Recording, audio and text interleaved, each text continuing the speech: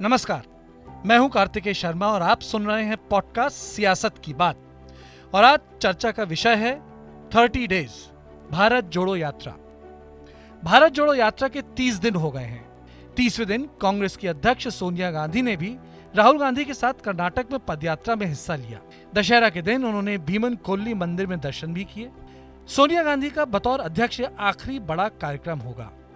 इस तरह से ये एक छोटा सा फिनाले माना जाए, क्योंकि सोनिया गांधी इस यात्रा की नायक नहीं है। वो कुछ पिक्चर परफेक्ट मूवमेंट बना रही हैं, लेकिन यात्रा के असली नायक तो राहुल गांधी ही हैं। यात्रा के 30 दिन कुछ ऐसे फैसलों पर टिके हैं जो 2004 की तरह गांधी परिवार की राजनीति को बना और बिगाड़ भी सकता है। सोनिया गांधी ने 2004 में प्रधानमंत्री का पद ठुकरा दिया था। देश को अर्थशास्त्री मनमोहन सिंह जैसा प्रधानमंत्री मिला। सोनिया का कहना था कि अगर वो प्रधानमंत्री बन जाती हैं तो देश विभाजित होगा, और इसलिए उन्होंने ये पद स्वीकार नहीं किया। इसी के बाद उनको त्याग की मूर्ति के तौर पर महिमा मंडित किया गया और उन्होंने पूरे 10 साल बिना किसी सरकारी पद पर रहे सरकार को मनमोहन सिंह के साथ मिलकर चलाया। ये उपमा 2014 में टूटी, जब मोदी ने मनमोहन सिंह और सोनिया गांधी के कामकाज के तरीकों को कटघरे में खड़ा कर दिया।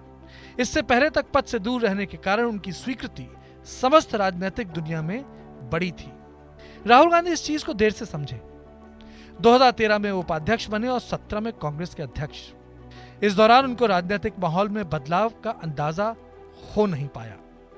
जब पता लगा तब तक नुकसान हो चुका था।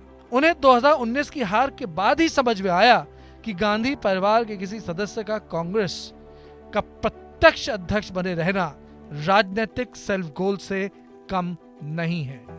राहुल गांधी भारत में शायद अकेले राजनेता हैं जिनका इतना मजाक बना।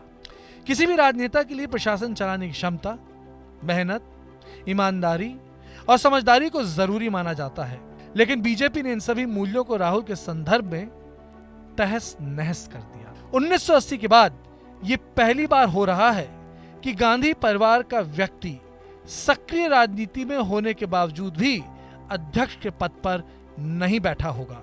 सोनिया गांधी रिटायर हो रही हैं और राहुल गांधी अध्यक्ष नहीं होंगे।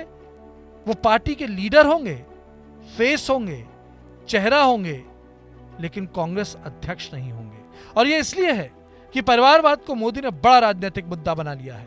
भारत जोड़ो यात्रा इसलिए महत्वपूर्ण है। जो काम राहुल अध्यक्ष रहकर नहीं कर पाए, वो बिना किसी पद के अब कर सकते हैं।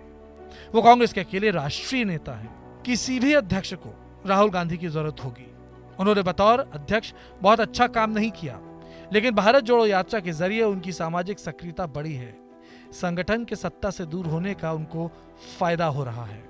इस यात्रा के जरिए लोग राहुल गांधी को नए नजरिए से देख रहे हैं। राहुल गांधी न मंत्री रहे और न ही बतौर अध्यक्ष रहते हुए उनके कार्यकाल को ज्यादा नंबर दिए जा सकते हैं, लेकिन भारत जोड़ो यात्रा उनको एक लीडर जरूर बना रही है। यानी राहुल गांधी वो करते दिखेंगे जिसमें वो निपुण हैं, यानी जनसंपर्क।